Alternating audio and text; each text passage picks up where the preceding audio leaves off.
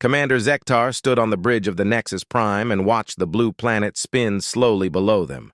His forearms moved across the control panels as he checked the readings for the third time that day.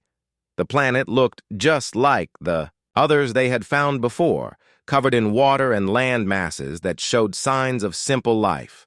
According to their long-range scans from 2 years ago, this world held creatures that had just learned to use basic tools and fire. The Galactic Council had sent his team here to study these primitive beings and decide if they were ready for contact in a few thousand years. Zektar's second officer, a tall, insect-like being named Crixtel, clicked her mandibles together as she studied the scanner results. The readings showed something different from what they expected. Energy signatures moved across the planet's surface in patterns that seemed too organized for primitive creatures. Radio waves filled the space around the planet, carrying signals that were far more complex than simple animal sounds. Large metal objects floated in orbit around the world, reflecting sunlight back at their ship. The commander felt his stomach twist with worry. Something was wrong with their data. Either their equipment was broken, or the creatures on this planet had changed much faster than any species should be able to change.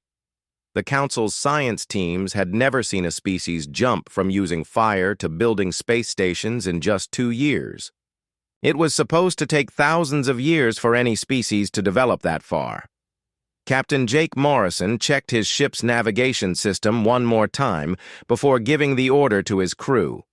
The New Horizon had just completed its first test of the new faster-than-light drive system, and everything seemed to be working perfectly. His engineer, Lisa Chen, had spent months making sure every part of the experimental engine was ready for this moment. The test jump was supposed to take them to an empty part of space where they could run more tests without worrying about hitting anything. Jake looked out at the stars through the main viewing window and smiled. Humanity had finally done it. They had built a ship that could travel faster than light and explore the galaxy. The dream that people had talked about for hundreds of years was now real. His crew of 12 had volunteered for this dangerous mission because they all shared the same dream of seeing what was out there among the stars. Lisa called out from her station that the jump was complete and all systems were working normally. The ship's computer began scanning the area around them to make sure they had arrived in empty space as planned. Jake was about to order a celebration meal when the computer started making warning sounds. Something large was detected nearby, something that was definitely not supposed to be there.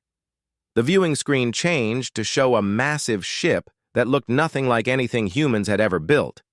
The alien vessel was at least 3 times larger than the New Horizon and covered in strange symbols that glowed with blue light. Jake felt his heart start beating faster as he realized they were no longer alone in the universe. After all these years of wondering if other intelligent life existed, they had found their answer by accident. Zektar nearly fell from his command chair when the strange ship appeared right in front of them. His sensors screamed warnings as the unknown vessel dropped out of some kind of space fold just a few kilometers away from the Nexus Prime. The ship was small compared to his own, but its design was completely unknown to him. The hull was smooth, metal that reflected light in ways that hurt his eyes to look at. Most shocking of all, the ship had just used a type of faster-than-light travel that the Council's best scientists said was impossible. The communication officer, a blue-skinned humanoid named Veltar, turned to face the commander with all 3 of his eyes wide with surprise. The alien ship was sending radio signals directly at them, signals that seemed to be trying to establish communication. The patterns were complex and mathematical, showing intelligence that was far beyond what primitive tool users should possess. Jake ordered his communication officer, Peter Carson, to send a peaceful greeting to the alien ship. Peter had studied dozens of human languages and had helped create the first contact protocols that Earth scientists had developed years ago. He began transmitting simple mathematical sequences and pictures that showed humans were intelligent and peaceful beings who wanted to learn about their new neighbors. The 2 ships floated in space near each other while their crews tried to figure out how to talk to each other. Neither side had expected this moment to happen, and both were scrambling to follow procedures that had never been tested in real life. The aliens were confused about how these primitive creatures had developed space travel so quickly, while the humans were excited and nervous about meeting their first alien species. Lisa worked frantically at her station to make sure their ships' weapons were powered down and that all their systems showed peaceful intentions. She knew that this moment would change human history forever, and she wanted to make sure they got it right. Meanwhile, Zektar was sending urgent messages back to the Galactic Council, telling them that everything they thought they knew about this species was completely wrong. Admiral Susan Blake stepped off the transport shuttle and onto the docking platform of Asteroid Station Gamma 7. The artificial gravity felt strange under her feet after the long trip from Earth, but she was grateful to be walking on solid ground. Again. Behind her, scientist Dr. Alan Rodriguez carried a large case filled with examples of human technology, while diplomat Peter Carson reviewed his notes one final time. This meeting would decide humanity's future in the galaxy, and everyone knew how important it was to make a good impression. The asteroid station was unlike anything humans had ever built. The walls seemed to be made from the rock itself, carved and shaped into smooth tunnels that glowed with their own light. Strange symbols covered every surface, written in languages that hurt to look at for too long. The air smelled of ozone and something else that reminded Alan of deep ocean water. As they walked toward the meeting chamber, they passed dozens of different alien species, each one more incredible than the last. The Valonian delegation was already waiting when the humans arrived. Commander Zektar stood nearly 3 meters, tall, his 4 arms moving constantly as he spoke to his companions. Next to him was a creature that looked like a giant insect, its multiple eyes reflecting the light like jewels. A ball of pure energy floated nearby, somehow contained within a force field that kept it from burning everything around it. The 4th alien looked like it was made of flowing water, constantly changing shape as it moved. Dr. Rodriguez felt his hands shake as he opened his case and began setting up the demonstration materials.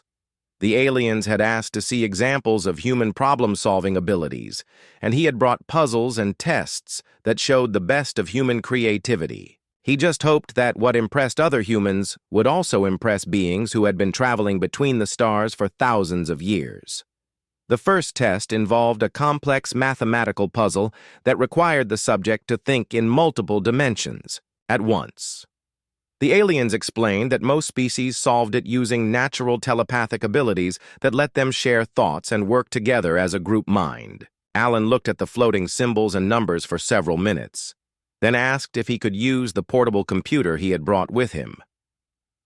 Engineer Maria Santos, who had joined the team at the last minute, watched as Alan connected his computer to the alien testing device. Instead of trying to solve the puzzle the way it was designed to be solved, he wrote a program that could rotate the problem in virtual space and examine it from angles that biological minds could never achieve. The solution appeared on his screen in less than 5 minutes, causing the alien observers to buzz and chirp with excitement.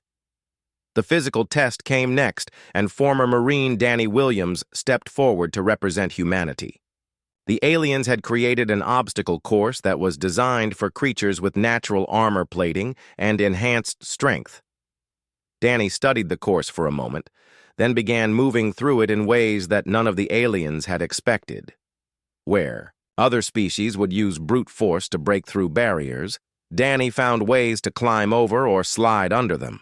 When faced with a wall of energy that was supposed to stop him, he used his belt buckle as a mirror to redirect the beam back at itself, creating a gap he could slip through. The social interaction test proved to be the most difficult challenge. The aliens presented the humans with a scenario where 2 groups were fighting over limited resources on a distant planet. They expected the humans to choose a side and help one group defeat the other, which was how most species handled such conflicts. Instead, Peter Carson spent 20 minutes asking questions about the resources, the groups involved, and the history of their conflict. When he finally gave his answer, it surprised everyone in the room. Peter suggested that both groups were making the same mistake by fighting over resources instead of working together to find new ones. He outlined a plan where the two groups could combine their different skills and knowledge to develop better technology for extracting and using the resources they needed. The plan would take longer to implement than simply winning a war, but it would solve the underlying problem instead of just creating temporary peace. The aliens spent the rest of the day testing the humans in ways they had never tested any other species. They presented problems that had no obvious solutions and watched as the humans found answers that seemed to come from nowhere. When faced with a broken piece of alien technology that no one knew how to fix, Maria Santos took it apart and rebuilt it using principles she had learned from studying human machines. The rebuilt device worked better than the original, much to the amazement of its creators. Dr. Rodriguez demonstrated human scientific methods by taking samples of the alien materials and running tests that revealed their composition and structure. He explained how humans had learned to understand their world by taking it apart and examining every piece, even when that meant destroying something beautiful or valuable in the process. The aliens found this approach both fascinating and terrifying, since most species preferred to study things without changing them. As the day ended, Admiral Blake could see that the aliens were having trouble understanding what they had witnessed. The humans had solved every test that was presented to them, but they had done it in ways that broke all the rules the aliens thought they understood about intelligence and problem-solving. The Valonian commander kept looking at his notes and shaking his head, while the insect-like being made clicking sounds that their translator said meant confusion and surprise. The energy being spoke for the first time, its voice sounding like wind chimes in a gentle breeze.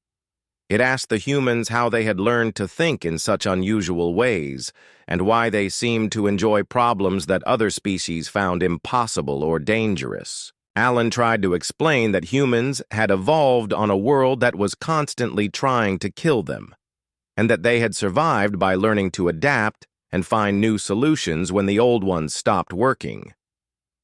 The meeting ended with more questions than answers, but Admiral Blake felt hopeful as she shook hands with the alien delegates.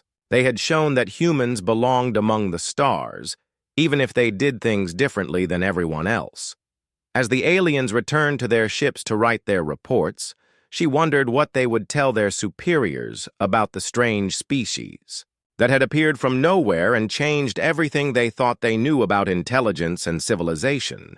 Dr. Helen Park stood in the center of the United Nations Emergency Command Center and watched dozens of screens showing human activity across the solar system and beyond.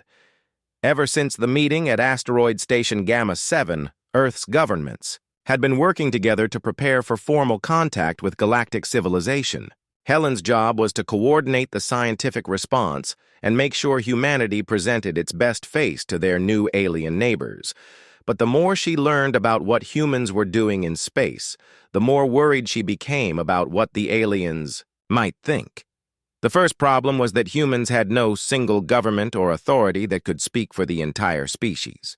While Earth's major nations were trying to work together through the United Nations, the space colonies and mining operations scattered across dozens of worlds operated independently. Captain Jake Morrison's ship was just one of hundreds of human vessels exploring the galaxy, and most of them had no idea they were being watched by alien observers. On Kepler 442b, mining engineer Tom Bradley had established a colony that was extracting rare metals from the planet's crust using techniques that would probably horrify the aliens. His team of 30 miners lived in pressurized habitats built into the sides of mountains, and they used controlled explosions to blast through rock formations that had taken millions of years to form. The aliens seemed to believe that intelligent species should develop slowly and carefully, but Tom's operation was changing an entire world in just a few years. Agricultural specialist Amy Foster was causing even more dramatic changes on Proxima Centauri b. Her terraforming project involved releasing specially designed bacteria into the planet's atmosphere to gradually change its composition and make it suitable for human life. The bacteria were designed to die out after completing their work, but Helen knew the aliens would probably see this as reckless genetic experimentation that could have unpredictable consequences. Explorer Captain Ryan Mitchell was leading deep space mapping missions that pushed further into unknown territory every day. His ship, the Star Seeker, had discovered 17 new star systems in the past 6 months, and Ryan's crew was establishing navigation beacons and communication relays without asking permission from anyone. The aliens had strict rules about which species could explore which parts of the galaxy, but humans were expanding in all directions without even knowing those rules existed. Meanwhile, the Galactic Council's observation teams were learning things about humanity that confused and frightened them. Xenobiologist Quinara had been studying intercepted human communications for weeks, and her reports painted a picture of a species that seemed determined to break every rule of safe and rational development. Humans were experimenting with artificial intelligence, genetic modification, quantum physics, and dozens of other technologies that most species spent thousands of years developing slowly and carefully. The Council's military observers were particularly concerned about human space exploration methods. Where other species sent unmanned probes to study dangerous areas for years before risking lives, humans seemed to prefer sending people to explore personally. Captain Morrison's test of experimental faster-than-light travel was just one example of human willingness to risk everything for the chance to see what was out there. The aliens couldn't understand why any intelligent species would voluntarily put themselves in such danger. Dr. Helen Park received daily reports about human activities. That made her realize how impossible it would be to control humanity's image in the galaxy. Research stations scattered across the solar system were conducting experiments that pushed the boundaries of known science. Dr. Nancy Gray's medical research facility on Europa was developing treatments for diseases that didn't even exist yet. Using volunteer test subjects who knew the risks but participated anyway because they believed the research was important. On Mars, engineer Ben Torres was building machines that could construct entire cities without human supervision. His self-replicating robots used materials found on the planet's surface to build habitats, factories, and transportation systems that grew larger every day. The project was designed to create a backup civilization in case something happened to Earth, but the aliens would probably see it as dangerous technology that could get out of control. The most shocking discovery for the aliens came when they learned about human entertainment and sports. Recordings of extreme sports, dangerous expeditions, and competitive activities showed a species that seemed to enjoy putting themselves in life-threatening situations for fun. Rock climbing, deep-sea diving, motor racing, and space jumping were all popular human activities that would be considered forms of insanity by most galactic species. Commander Zektar's reports to the Galactic Council became more urgent every day as his team discovered new evidence of human unpredictability. They had found records of humans voluntarily exposing themselves to radiation, poison, and disease in order to study their effects.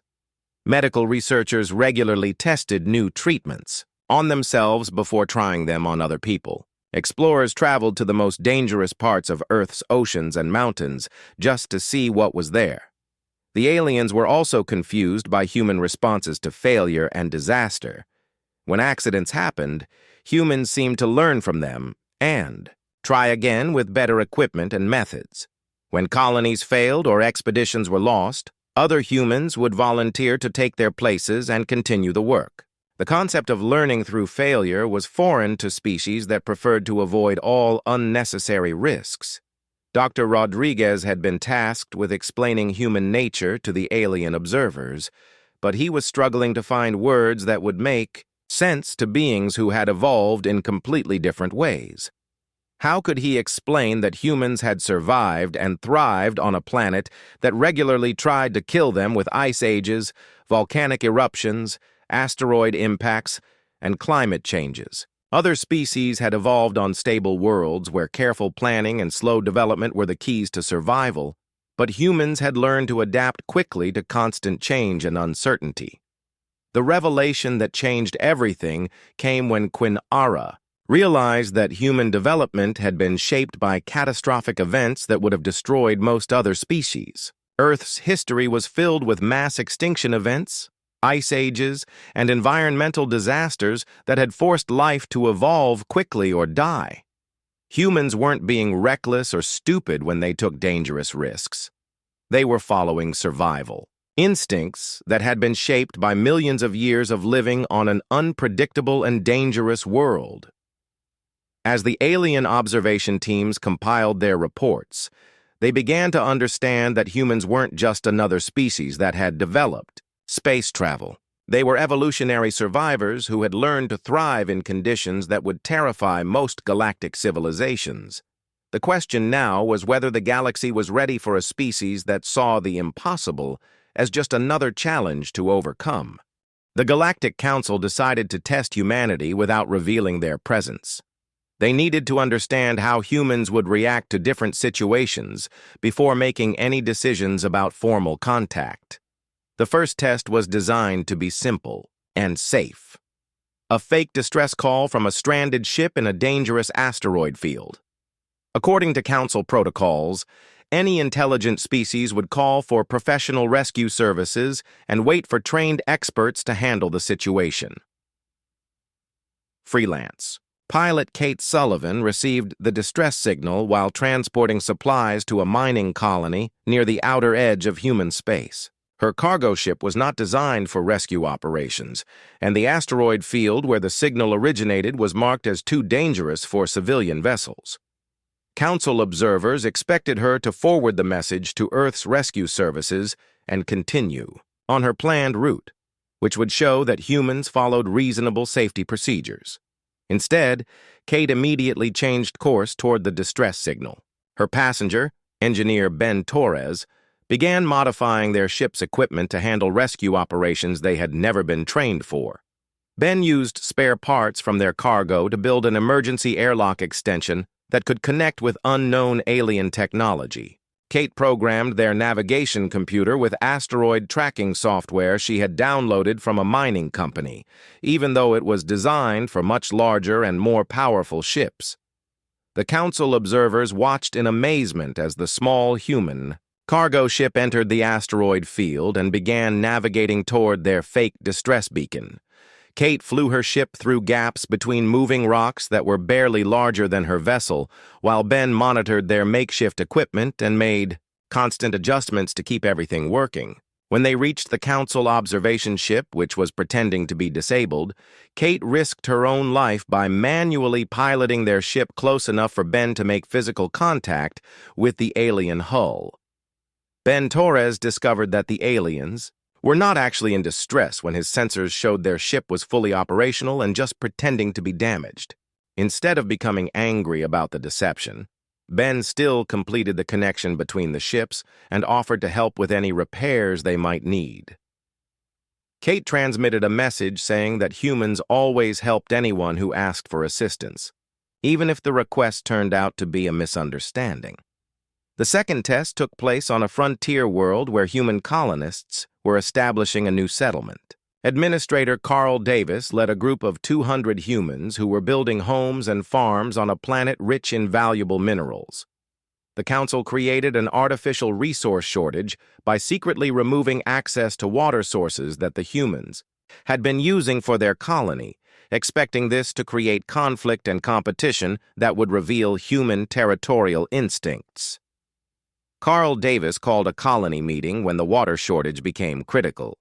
The Council observers expected the humans to fight among themselves for control of the remaining water or to form competing groups that would try to claim the best resources for themselves.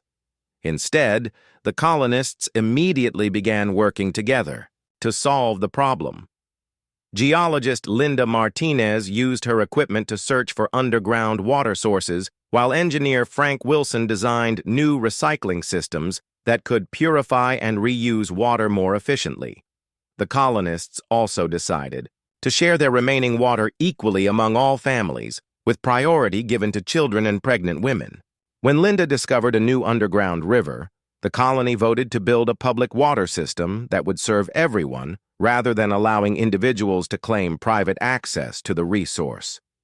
The council had expected competition and conflict, but instead they observed cooperation and innovation that solved the artificial crisis completely.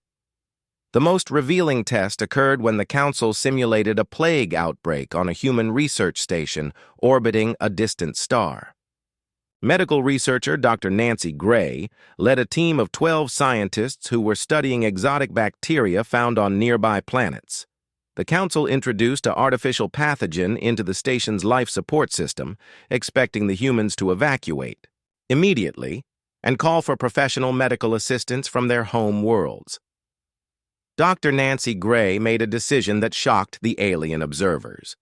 Instead of evacuating, she sealed the research station and declared it under medical quarantine.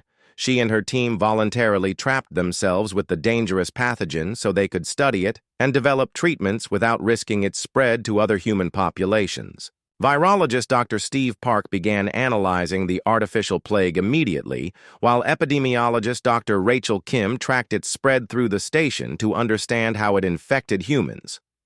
The human medical team worked for 6 days straight without sleep, using themselves as test subjects for experimental treatments that might cure the disease or might kill them faster. Dr. Gray infected herself with the pathogen intentionally so she could monitor its effects from the inside, while her colleagues recorded every symptom and biological change she experienced. Steve Park tested dozens of potential cures on his own blood samples, using techniques that the council considered suicidally dangerous but undeniably effective. By the 7th day, the human research team had not only cured themselves, but had developed a vaccine that would prevent future infections. They had also improved their understanding of how similar pathogens worked, giving them knowledge that could protect other human colonies from natural disease outbreaks. The Council's artificial plague had become an opportunity for scientific advancement rather than the disaster it was designed to create. Each test revealed the same pattern. Humans consistently chose options that other galactic species would never consider. Where most intelligent beings would follow established safety procedures and call for professional help, humans improvised solutions using whatever resources they had available. Where other species would compete for limited resources, humans shared what they had and worked together to find new sources. Where rational beings would evacuate from danger, humans stayed to fight problems directly and learn from them. The Council's testing also revealed that humans had been aware of the artificial nature of these scenarios for several weeks. Intelligence analyst Lauren Martinez had noticed the statistical impossibility of so many emergencies happening near human settlements at the same time. Rather than confronting the aliens about their deception, the humans had decided to treat the tests as learning opportunities to understand how galactic civilization operated. Commander Zektar compiled the test results into a report that he knew would change everything the Council thought they understood about intelligence and civilization. Humans didn't just think differently than other species. They approached the entire concept of existence in ways that challenged fundamental assumptions about rational behavior. The question was no longer whether humans were intelligent enough for galactic citizenship, but whether galactic civilization was ready for a species that redefined what intelligence could accomplish. The Council faced a decision that would affect the future of every species in the galaxy. They could try to contain humanity and prevent them from disrupting the careful balance of galactic civilization, or they could embrace the chaos and unpredictability that humans brought with them. Either choice would change the galaxy forever, but the tests had proven that humans would continue being human regardless of what the Council decided. The emergency session of the Galactic Council convened in the Great Chamber on Nexus Station, where representatives from 47 species gathered to decide humanity's fate. The massive hall buzzed with the sounds of different alien languages. as delegates discussed the reports they had received about human behavior during the testing period. Some species were excited about the possibilities that human creativity could bring to galactic civilization, while others were terrified of the chaos that humans seemed to create wherever they went. Commander Zektar presented his findings to the assembled delegates, describing how humans had responded to every test in ways that broke the established rules of rational behavior. The Valonian delegation argued that humans were too unpredictable and dangerous to be allowed into galactic society. They pointed to human willingness to risk their lives for unknown rewards, their tendency to experiment with dangerous technologies, and their complete disregard for established safety procedures as evidence that they could not be trusted with advanced galactic knowledge. The insect-like Krixtar delegation took a different position. Their speaker, Senior Advisor Krixnall, argued that human unpredictability could be exactly what the galaxy needed to solve problems that had remained unsolved for thousands of years. The Krixtar had faced several challenges in recent centuries that conventional solutions had failed to address, and they believed human creativity might provide the breakthrough thinking necessary to overcome these obstacles. The energy beings, known as the Lumina, remained neutral in the debate, stating that they needed more time to understand human consciousness before making any judgments. The aquatic depth swimmers expressed concern about human environmental practices, particularly the terraforming projects that seemed to change entire worlds without considering the long-term consequences for existing ecosystems. The debate continued for 3 days without reaching any consensus. Some delegates argued for immediate integration of humanity into galactic civilization, while others called for a containment policy that would limit human expansion and technological development. A few extremist factions even suggested that humanity should be eliminated entirely as a threat to galactic stability, though these voices were quickly silenced by more moderate representatives. The deadlock was broken when urgent alarms began sounding throughout Nexus Station. The Council's early warning systems had detected something approaching from the dark space between galaxies, something that was actively hostile to all known forms of life. Long-range sensors showed a massive artificial intelligence that had been built by a species that had destroyed itself millions of years ago. The AI had been dormant in deep space, but something had awakened it. And now it was moving toward the galaxy with weapons that adapted and evolved faster than anything the Council had ever encountered. The AI's first attack came without warning. It launched virus-like programs that infected the Council's computer networks and began learning about galactic civilization by reading every database and communication system it could access. Within hours, it had downloaded the complete technological knowledge of 47 different species and was using that information to design new weapons specifically tailored to destroy each type of being it encountered. Traditional Council. Defense protocols proved completely inadequate against an enemy that learned and adapted faster than military commanders could develop countermeasures. The AI created different attack patterns for each species based on their biological weaknesses and technological dependencies. Valonian ships found their armor useless against weapons that had been designed specifically to penetrate their defense systems. Krixtar vessels discovered that their communication networks had been turned against them, carrying viruses that shut down their engines and life support systems. As the crisis deepened and the AI began destroying entire Council fleets, some delegates remembered the human tests and the strange solutions that humans had developed for impossible problems. Desperate for any new ideas, they decided to contact Captain Jake Morrison and ask for human assistance, even though humanity was not yet a recognized member of galactic civilization.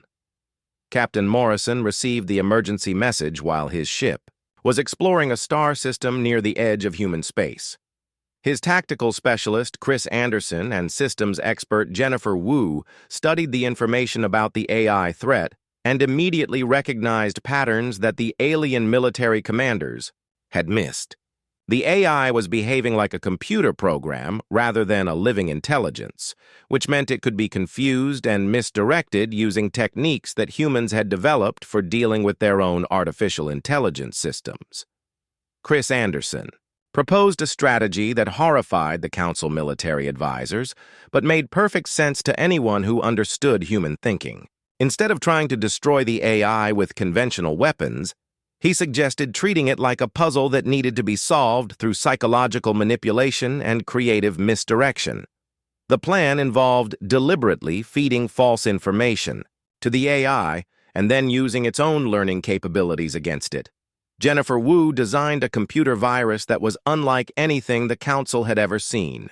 Instead of trying to damage the AI's systems directly, her virus was designed to make the AI curious about things that didn't exist. The virus contained references to fictional technologies, imaginary species, and mathematical theories that were logically consistent but completely meaningless. The goal was to send the AI on an endless search for solutions to problems that had no solutions. The human strategy required the cooperation of every species in the galaxy. Each council member had to simultaneously transmit different pieces of false information to the AI, creating a puzzle so complex and contradictory that even an artificial intelligence would become confused trying to solve it. The plan was risky because it meant deliberately communicating with an enemy that could learn from every interaction. But the conventional approach had already failed completely. Captain Morrison's ship joined with vessels from 12 different species to implement the psychological warfare strategy. They transmitted carefully crafted messages that made the AI believe there were hidden mathematical relationships between different types of matter and energy.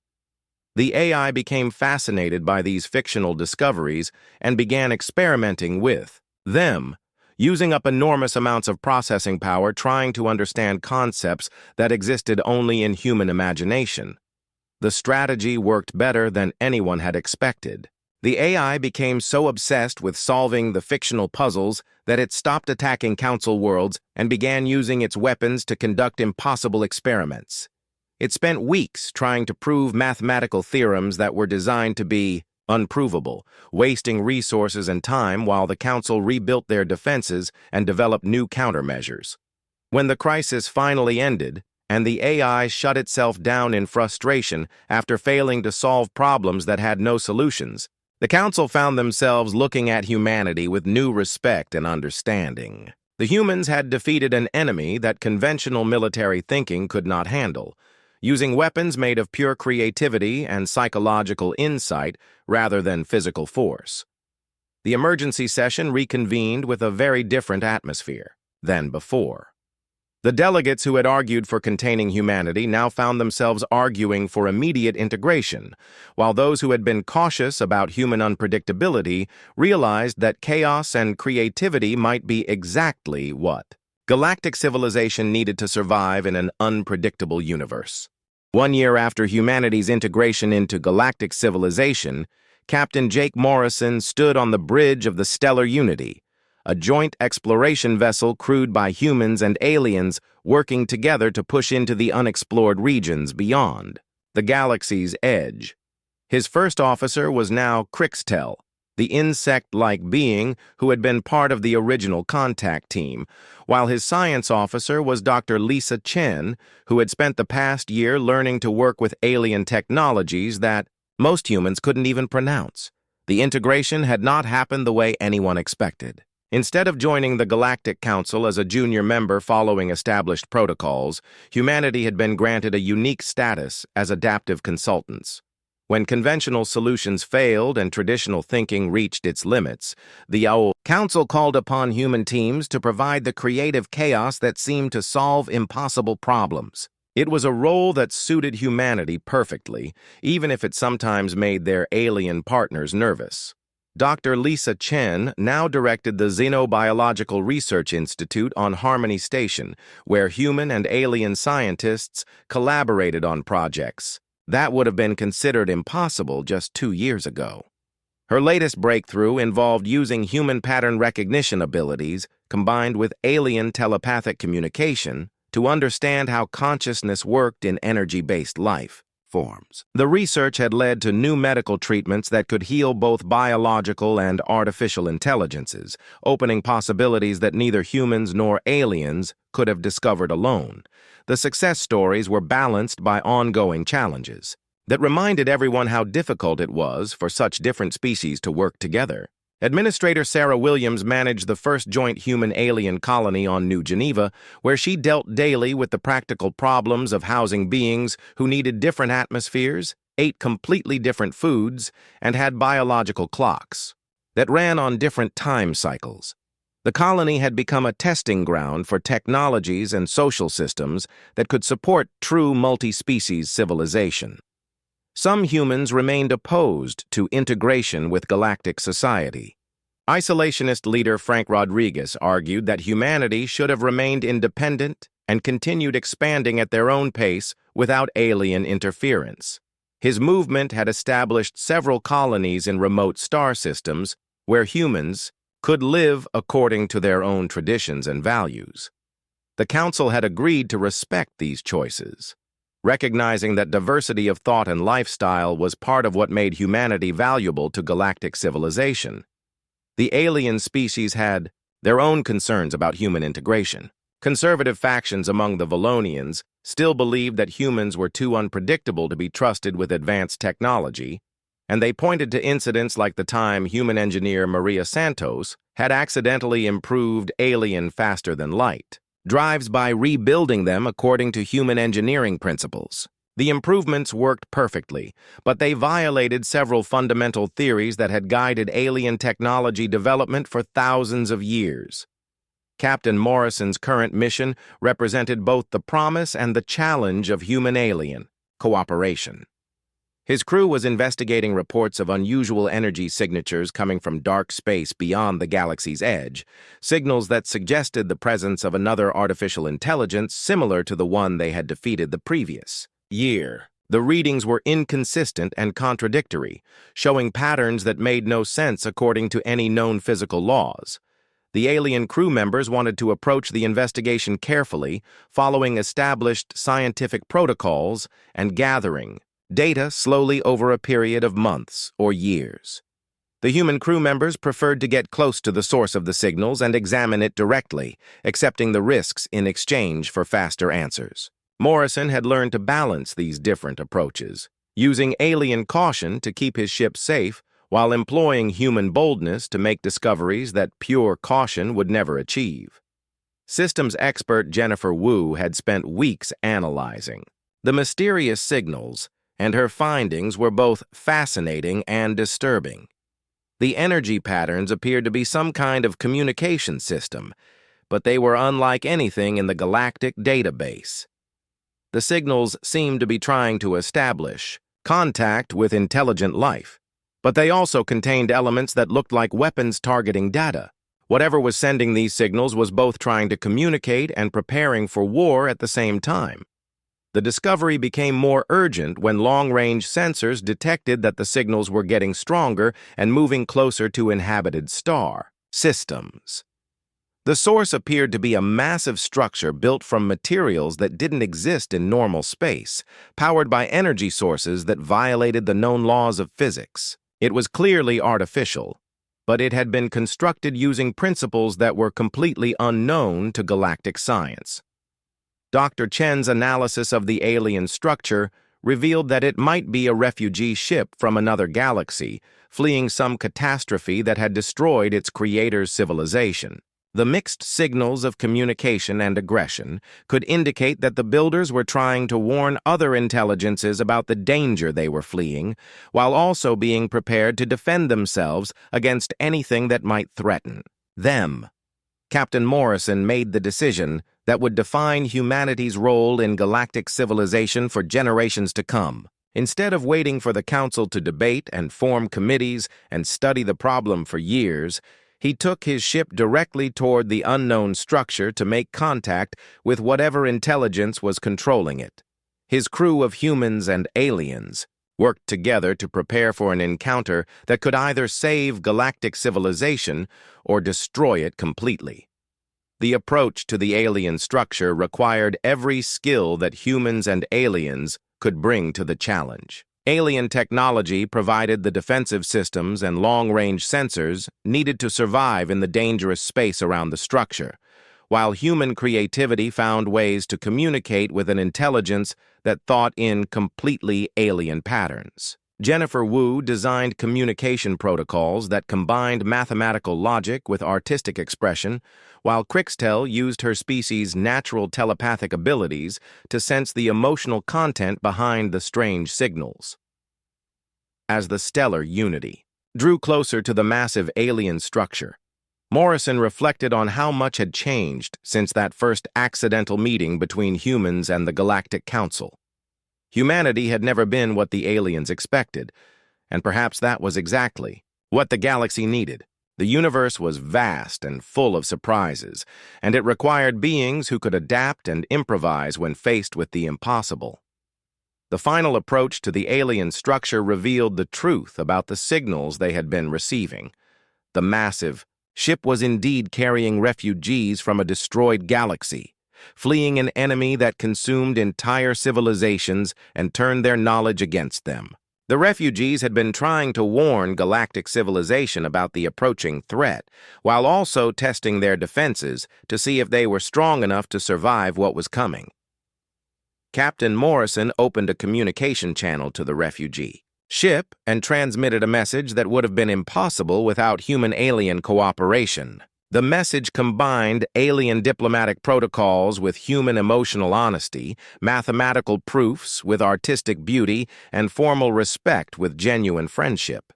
It was a message that could only have been created by beings who had learned to work together despite their differences, and it convinced the refugees that galactic civilization might be worth saving after all.